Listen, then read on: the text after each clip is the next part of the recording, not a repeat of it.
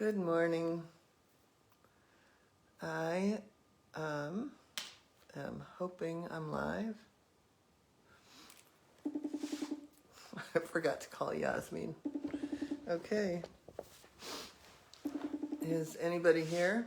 Is anybody home at Yasmin's? Hi. I forgot to call you. Your hair looks fabulous. Oi, I forgot a pen. Okay, hold on a minute. Let me get a cute dog in place. Penelope, come here. Penelope, come. Up. Good girl. Okay, you sit and stay. Stay. Good stay. Good stay. Oh, what a good job. Are you doing the live today? Well, now how can I do the live with the cute dog in the chair? Hi. Ooh, come on. There we go. There we go. All right, so today, I can't read. We are, oh, Shannon's here. Yep, here's Penelope. Penelope. There's Leslie. So today I was going to do some readings, and before I get started, I'm going to try to make that camera a little straighter. Hi, Leslie. Okay, let's see. There. All right. Hi, Khaki. You know what? I think you were in my dream last night, Khaki. That's really funny. Hi, Deb. Yeah, I just realized that I think you were in my dream. Okay, do you want to come back up, Penelope? Oh, she's got her own chair. She's going to accompany me. And then there's Buster Keaton is on top of the world there, up there. And then there's Penelope. So the whole crew is here. So I was going to do some readings today, but before we get started, I thought we could, I just could remind you that we have the spring intensive coming up, and I know I'm getting ready for it, and it's pretty exciting. We've got a lot of things we're going to do. We do the 3 days of animal communication, 3 days of EFT for animals, and then 3 days of animal communication in sanctuaries. And I want to talk a little bit for a second about what that means for me.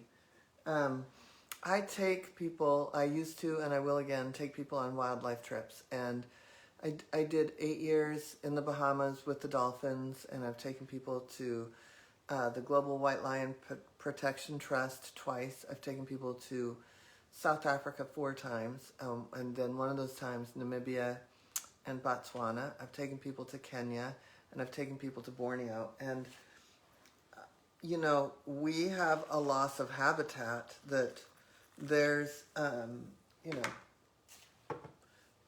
it's just a reality. And so where do those animals go? I mean, the White Lion Protection Trust is essentially a large-scale sanctuary when you think about it, because she's trying to protect the white lions and keep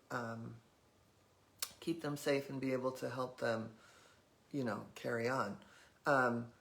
And so it's easy for us to look at what goes on there in Africa, in Borneo, in China, in, you know, even the Amazon. But what we forget is we also have it in our own backyard. When people want to be mad at coyotes and cougars and things like that because they're, you know, threatening our life, the truth is we took their home away. And I remember as a very, very, very, very, very, very little kid how much that bothered me. I remember even thinking about, how did deer know to even be careful about cars, you know? So it's something that's been in my psyche since, like an implant, since I was a kid. I just always worried about animals that, you know, loss of habitat. And so things like bears get bad habits, because we think they're cute. We leave the garbage out, and the next thing you know, they're in your house. So there's a lot of education that needs to go on about that. But the animal communication in sanctuaries is a really important class for me because we communicate with different animals in sanctuaries, and one of the things we can't do is also, feel sorry for them.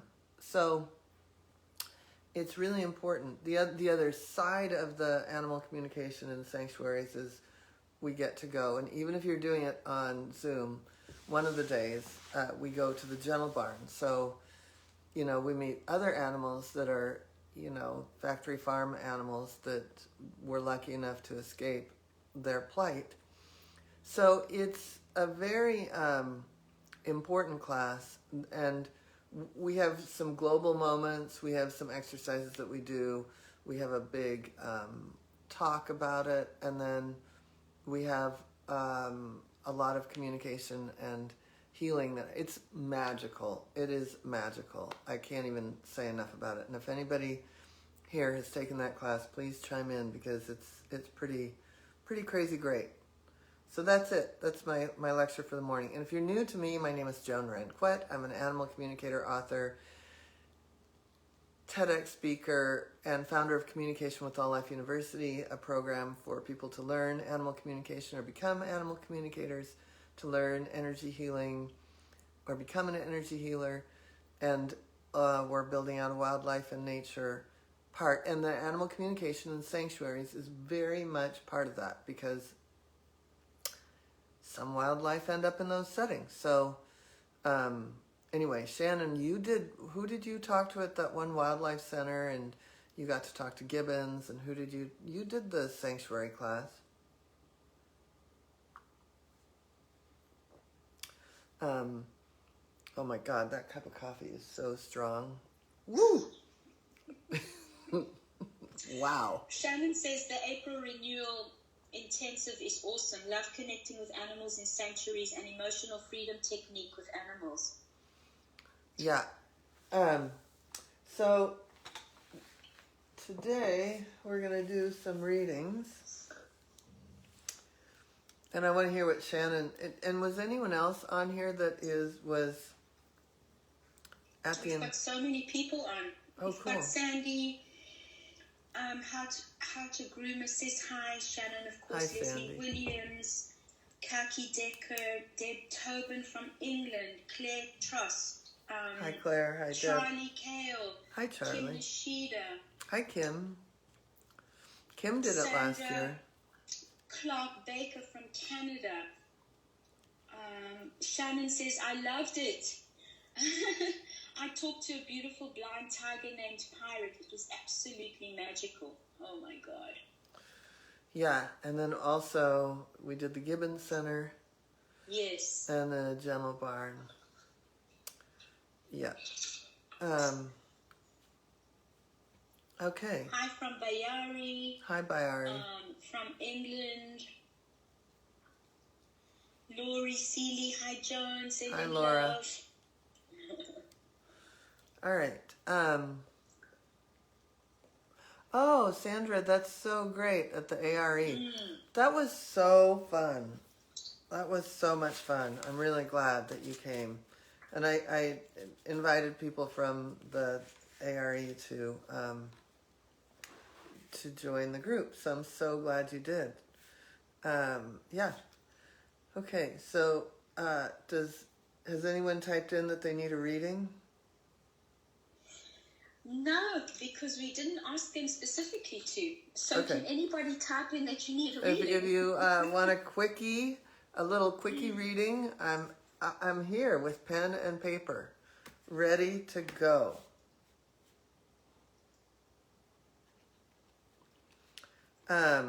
Okay, well, what else can we talk about? I can always bring Max up. That would be awesome. Oh, for let's the talk to reading. Max. Okay, let me bring him. Hang on. Okay, well, how old is Max again? He is 11. So Max is 11. He's a Yorkie. And how long have you had him? basically 10 months. No, 10 years and, well, we got him when he was 3 months.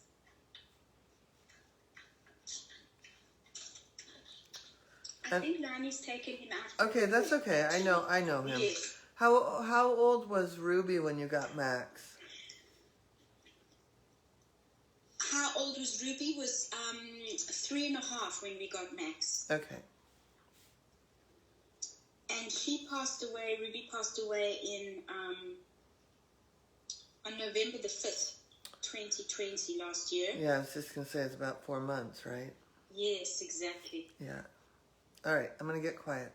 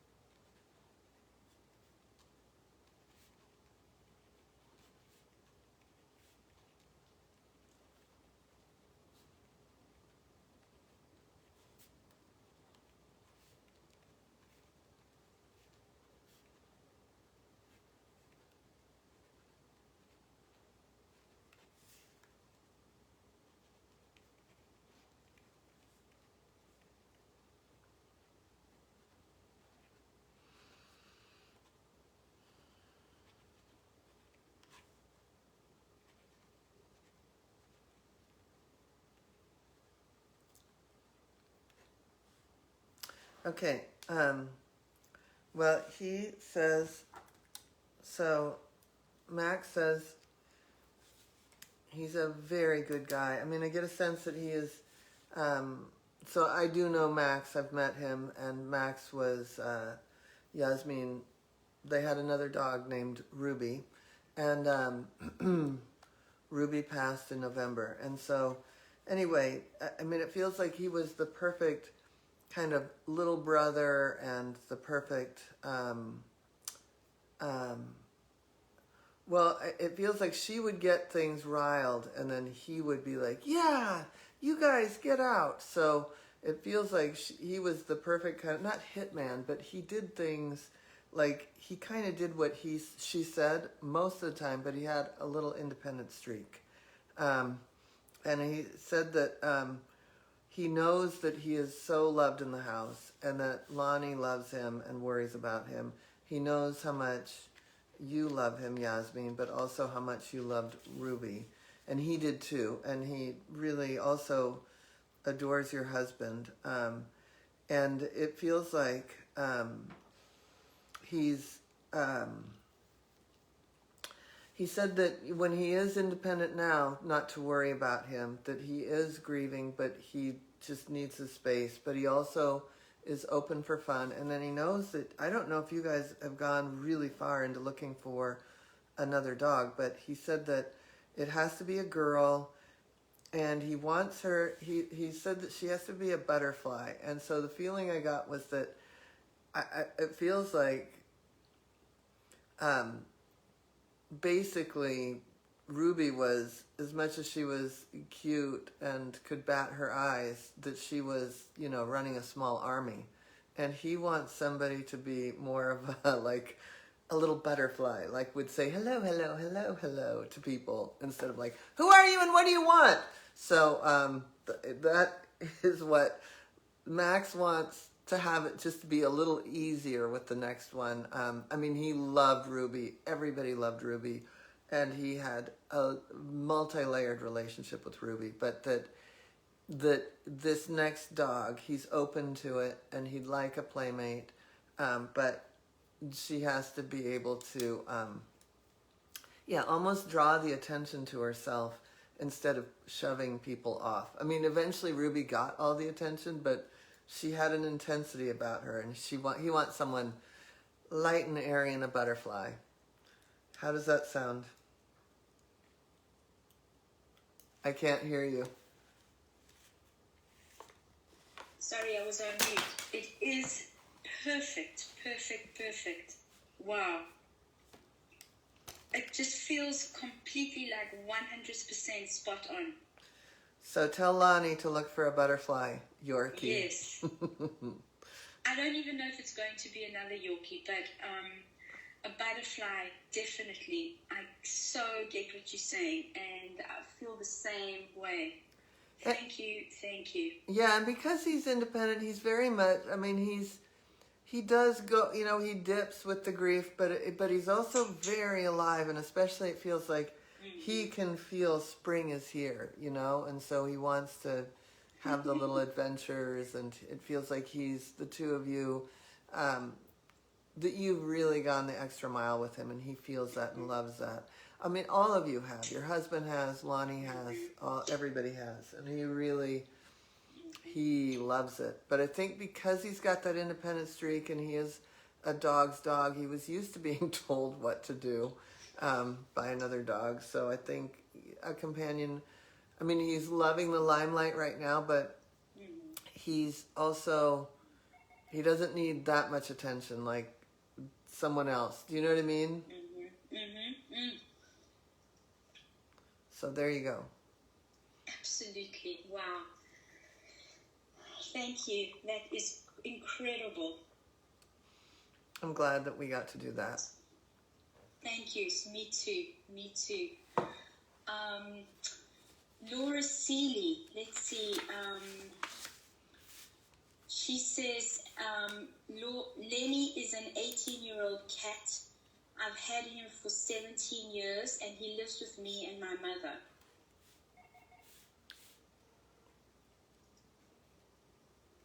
And I know you have some health issues. So we'll just check in with Lenny.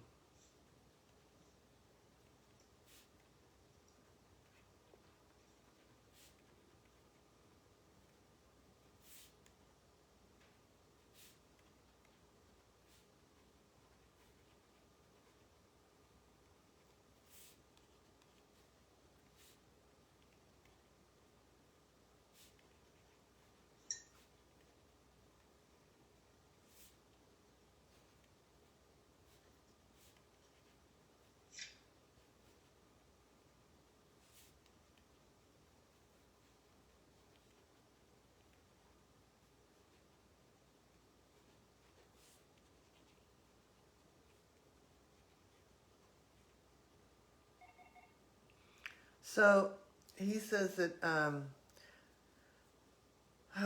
it just feels like you guys have been through so much together, and there's a part of him that he knows. It feels like he's got not a curmudgeonly side, but he accidentally goes into this thing, and it's almost like he gets stuck. Like, I want my food now, and I need it, like cranky old man stuff, and that's not really him. And I mean, I think there was always a wise soul in there, but there was also part of his wisdom was that he played easy breezy. Like he said he was your muse, that he could really entertain you. You had other cats, but that he was really, he could get you to just go look at the wind, or to really slow down. And I don't know if you ever, I know you're in class, but I don't know. I don't know this about you, but at some point you thought about, he said you thought about writing or art or something or maybe you were just writing a lot, or maybe you were just on the computer a lot, but that he was kind of your muse. Like, he was what kept you going through some difficult times, especially about 6 years ago. And then maybe 7, but that he just, and even when he was young, it feels like at times he had kind of a wild child moment, but he also could be very quiet and very solemn, that he was a rock for you at times. So he's that layered, and you're that layered, and together you've had a very layered relationship. That's, I guess, what I would say. He's been through about 5 or 6 different phases with you, and so he appreciates all the attention, and he just wants you to know that he knows he's getting very stuck in his ways, and he doesn't mean to be. He wants you to remember the easy breezy and not the curmudgeon, that he really is this, And you have moments of it. It feels like he's back to himself, but it feels like, I don't know if it's a blood sugar issue, that he just gets really confused and almost turned around. And, you know, it does feel like there's a blood sugar issue. I didn't really have time for medical intuition scan, but it does feel like there's a lot. I don't know if you're giving him fluids, but it just feels like he kind of just gets down to nothing, and he just needs that brightening recharge. So that's it. Hope that helps. Let me know. She says, Laura, I also want to know what more I can do for him to support him. I think you're doing everything, because he's so happy. I mean, in his, you know, kind of, not cranky, but, you know, especially those moments when there isn't hydration or food or something. It just feels like there's times when the engine just almost goes down to nothing, and there's something you do that just recharges him. And so he knows you've got it. Beautiful. Wow. There's so many. I'm looking for more. Hang on a second. And let's see. I'd love to hear what Laura says. But yeah. Yes. Oh, she says, I'll read here. She says, yes, my wise rock. We've been through so much together. Oh, yes, he does get confused, but I always see him as my sweet, wise boy. Oh, good. And yes, I'm giving him fluids. Okay. Yeah. All right, good. Thank you so much, Joan, she says. Yeah, thank you. Let's see. I'm just going back up a little bit. Let's see.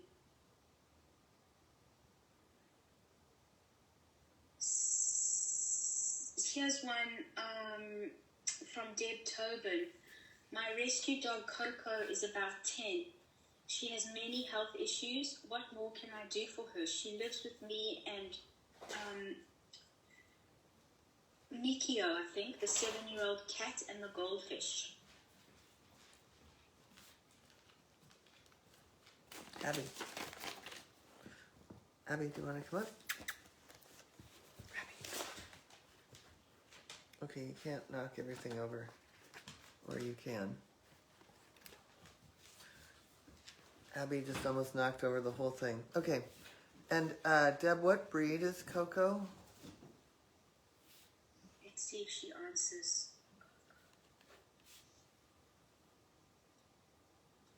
Let's see if she's answering.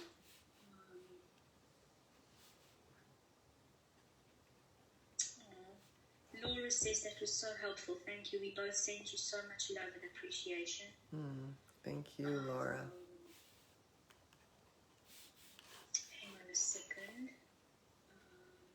Let's see if she's writing back what breed. Oh, Deb just came in. A Spanish water dog. That's so funny. That's kind of what I pictured. Wow. Coco. Okay. I'm going to get quiet.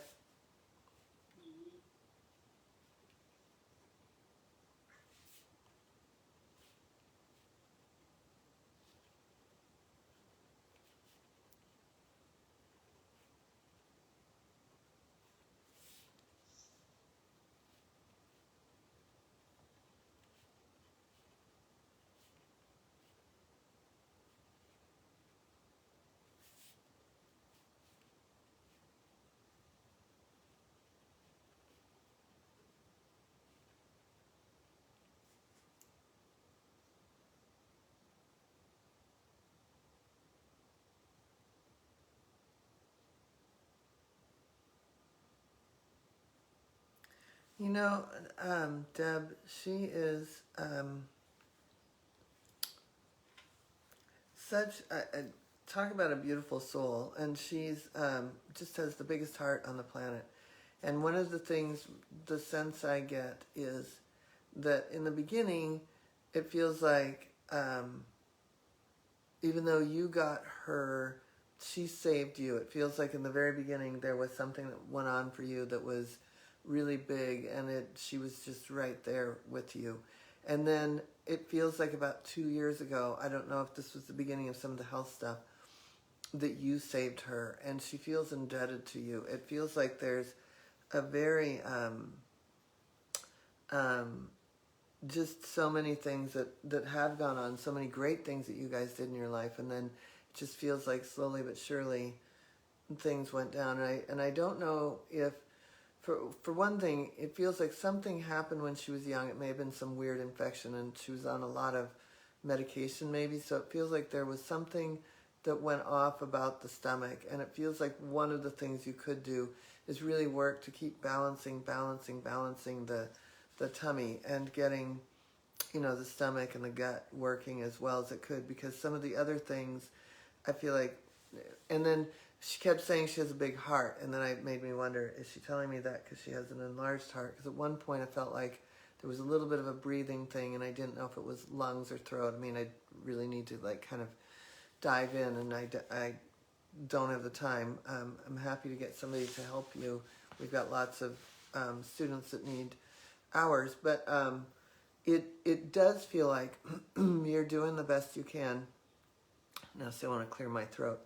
And she is just very grateful for everything you're doing, and I feel like, she said, I'm walking slower, but she's right beside me, and it feels like she's very, very much wanting, just loves the extra attention, loves the extra time, loves the extra everything that you're doing to just keep her going, because it feels like you keep each other going, and she really loves that. And it feels like the cat is very much just part of the whole thing, and it feels like you bring the goldfish in too, so it's really, you've got a beautiful household, and I just hope that you keep doing what you're doing, because she's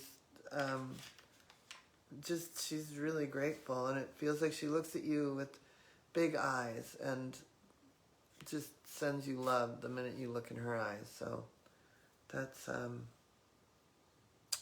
what is has she written anything? I'm looking to see Deb Tobin. Let us know, Deb, what you feel. She just said after the Spanish water dog, she just put throat. I'm not sure what that means, but Throat. throat. I'm not sure. Let's wait and see what she says.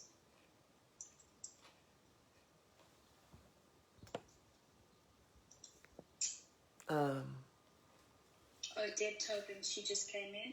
She has a lump in her chest throat. That's what she's saying. Yeah, I keep clearing, and I wasn't clearing before. And that loud, deep cough of mine.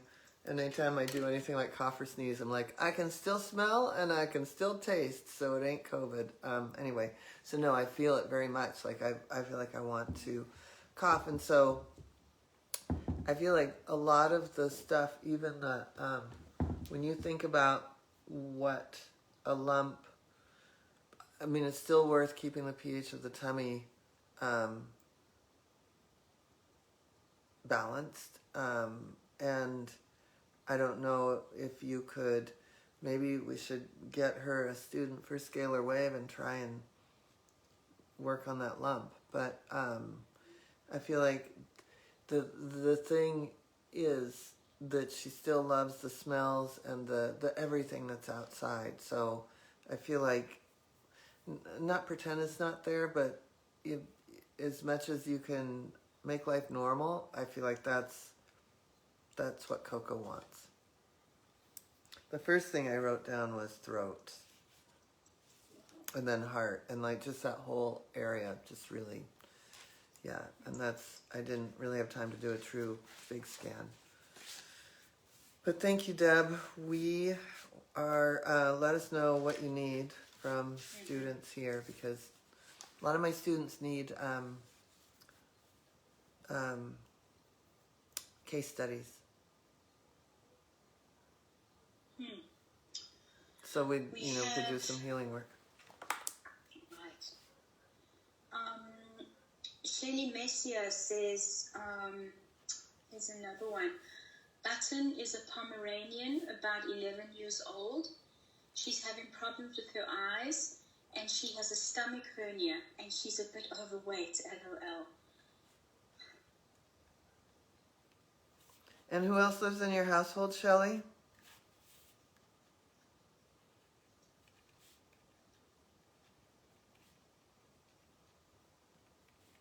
Hang on, she'll reply soon.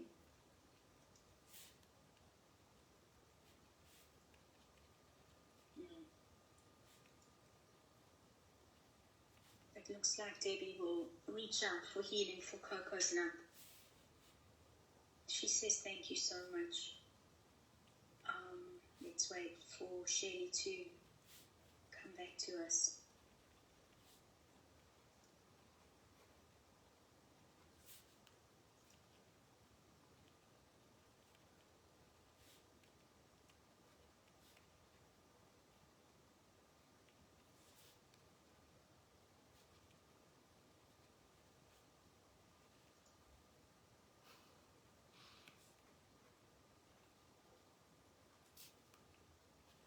Here we go. Chica Toy Poodle, Zulu. Yorkie, Puss Puss Calico Cat, Loki, a Yorkie Poo. Wow. Wow. Well, Button is just something else. When it came to the eyes and the stomach hernia, right as you said that, I heard, that's nothing. So it feels like there's just quite a little engine in there, right? And not only an engine, but maybe a firm rule. So it feels like there are times when, so in other words, she said, I'm still very sassy, but it does feel like there are moments that like the stomach kind of catches her off guard, or she gets a little bit, I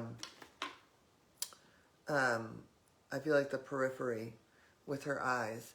And so it's, if you think of life as narrowing in, that's how I feel it is for her. So if you could be almost like her wider vision, that is going to be really helpful. And I don't know how else to explain it, but the more she feels safe that like you've got this, the better it will be. She says that she's, she said she likes to still know what's up, like what's up with people and animals. And it feels like she has a big job. Like she has a huge job in your house, but she could take it to the streets, right? Like she could get out there and rule the world. And, nobody's letting her at this point. So it feels like that sass needs to be unplugged a little bit. So if there was a way that you could give her a platform, that would be pretty great. So maybe we just have a moment of Button Speaks, but because she would love that. Anyway, I hope, and it feels like your household is very fun. And then there's a couple of naughty players, but and so, she doesn't even know where to start sometimes with the chaos. But she says that Puss Puss will never say it's her. So that's it. I don't know if it's Loki or Zulu that revs things up, but Button thinks it's Loki. I don't know. That's what I get. Love to hear from Shelley. Yeah, let's see when she comes back to us.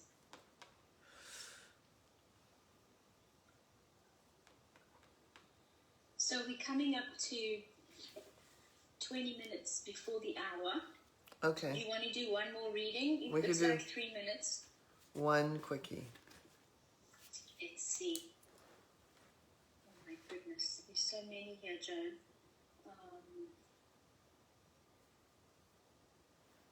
Let's just see.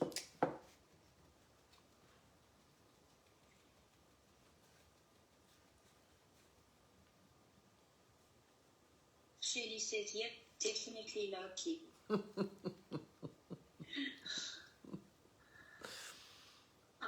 I'm sorry, guys. I'll just choose the last one because there are so many, and going back to the very beginning is very difficult.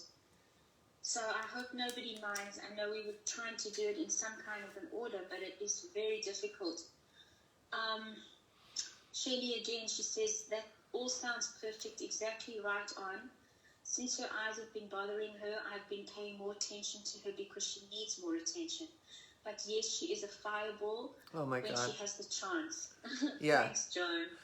Yeah, Shelley, I think that, you know, it's a fine line between giving someone more attention and because they need it, but also helping them have autonomy still. Because I think that it's a little bit, you know, of you being her eyes. And maybe training some of the other dogs to help her be her eyes. But I would say that she needs, you know, a moment a day of like, Button speaks. So that's it. Okay. What was the last reading? Let's see.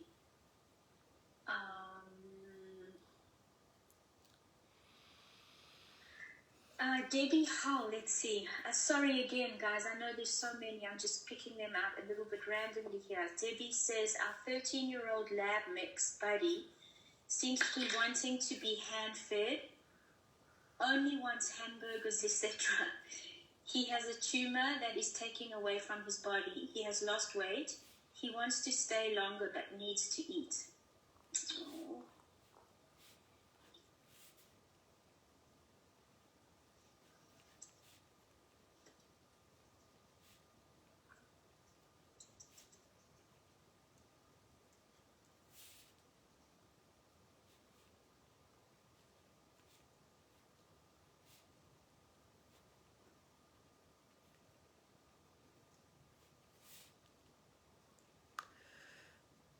Wow, Buddy feels like he's just a really sweet, sweet soul. Very smart, has been just an integral part of your household, and he feels like his life is very important and precious. Like there's a lot of things right now that are really very precious, and it feels like what he has is a pretty bad what is it when you have that back taste? Very, you know, acidity. So I know it would be hard to get something like an apple cider vinegar in there, but I think what you have to do is find a way to get a little more balance, whether it's a probiotic. I carry a line of products from Dynamite, but happy to put that in there.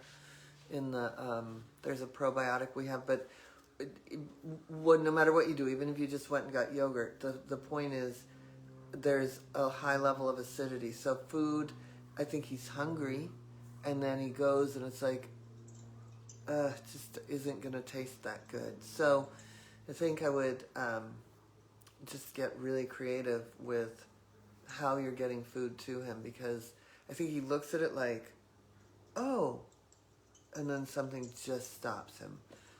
And it's the back taste in his throat. So finding a way to get that to settle, it's almost like, you know, a heartburn would be for a human, I think is really going to help. So that's it. He's a wonderful, wonderful, delightful soul. So I hope you keep feeding him. All right. All right, well, I've got to get going and check in on my classes. I've got, today is advanced animal communication, and they're still in the medical intuition, and so I want to check in with my teachers and students. But I wanted to remind people that there are a few spots. I think there's even one spot left here in person. I'm not sure. That might be full. But we're doing limited in person and then online. And Kaki, I saw in the very beginning, I saw that you had, one of the moments I had my glasses on, that you're excited to do it on Zoom. And then I hope that you're here for the fall intensive for sure. So what I wanted to say is that, for a lot of people, one of the things I hear a lot is that people feel like they get hits of things and they don't necessarily, they can't rely on it. Or they get hits, or they can, do a reading, but they don't necessarily trust it. And then we've got so many people in the program even that, like, I think about Lorraine isn't here, but, she said half of her church would think she's doing the devil's work. So one of the things that the Spring Intensive would provide is that skill set of knowing that you could turn this on or off like a button, right? Like there's an on switch, and I'm going to do animal communication. And then as far as trusting it goes, I always say that there's three main muscles that you get. One is the animal communication, the telepathic muscle. The next is the animal medical intuition muscle. And the third is a muscle of trusting yourself. There's a point, especially about 6 months into the program, where you're not just getting the information verified, but you're actually helping someone. And that is where the magic is. And the Spring Intensive is one of the ways in which you could really be able to go out there, trust what you're getting, be able to turn animal communication on or off like a light switch, trust it, be able to help someone.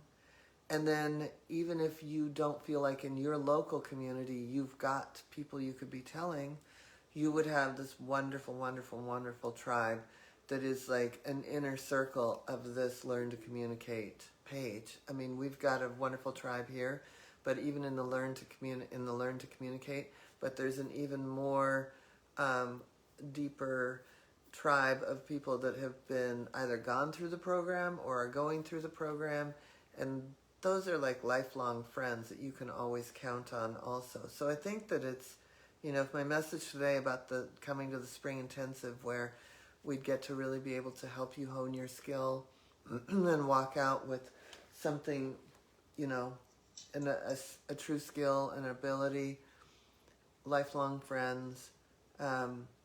I think the message would be that you would be able to count on yourself and you could count on us. So that's what I feel like is there. And if there's anybody that's in here, like if Kim Nishida wanted to type in about her experience with the Fall Intensive, and yes, you did the Spring Intensive last year. Oh, good. Look how psychic I am. She did. She had such a beautiful message. She said, the Spring Intensive last year was magical. It really changed my perspective and how one person can make a difference, and how to shift from seeing animals as victims to seeing them as simply who they are. I loved connecting with the gibbons. The beautiful gibbon I communicated with showed me the founder of the Gibbon Center who had passed away a few years ago. Oh, God, it just gave me the chills. She just says here, gave me the chills when I saw a photo of him afterwards, as that was exactly the person she showed me. Oh, my God. Communicating. Oh, my God, I can just collapse right here. Yeah, I forgot about that moment. Yeah. Anyway, I originally did the Spring and Fall Intensive as in person, and back in the day, I did used to Skype people in. And so I feel like we're kind of going back to the roots of what I did originally and what my vision for the future is, where eventually I'll have teachers around the world, and the intensive will be in satellite spaces, not satellite space, but satellite places. And once I train enough people and have people come to the mothership and do it once or twice a year, people would be able to go out and have the intensive at their place. And so we'd all connect on Zoom, and then they'd run their own version of it. But so I feel like we're right in the vegan sandwich meat of it all right now, because it was the original vision and we're getting to it. And right now we're just in it, kind of experimenting and creating it. But turning the Spring Intensive and the Fall Intensive into the hybrid model of having some people here in person and some people on Zoom, was no small task, but it has been so fun, and it's like such a beautiful, wonderful community, and there's such a way of really helping people feel connected. Even, you know, there will be people in England, there will be people in India, there will be people in France on the Zoom, and so yeah, it's going to be magical, and I invite you to really think about how you could be part of it, because we'd love to have you. And I know Shannon hears all kinds of things. Maybe Shannon could share what she hears people, you know, their fears. Like, you told me something the other day that someone said they're afraid they're not going to be able to do this when they're done. I can't remember what it was, but the one thing you'll have for the rest of your life is the support of this community. So when you have a fear like that, you've got a tribe, a pod, a group of people that are going to say, "Oh no, you've got this." Mm-hmm. So, any last questions, comments? Is there anything Shannon's typing in?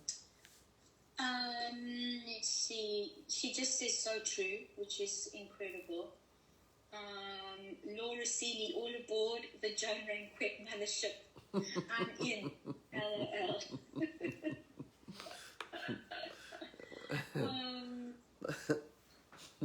Megan Gay says, even if you can't do any courses, even all Joan's free classes on here has taught me so much. Love you, Joan. Thank you, Megan. Love you too.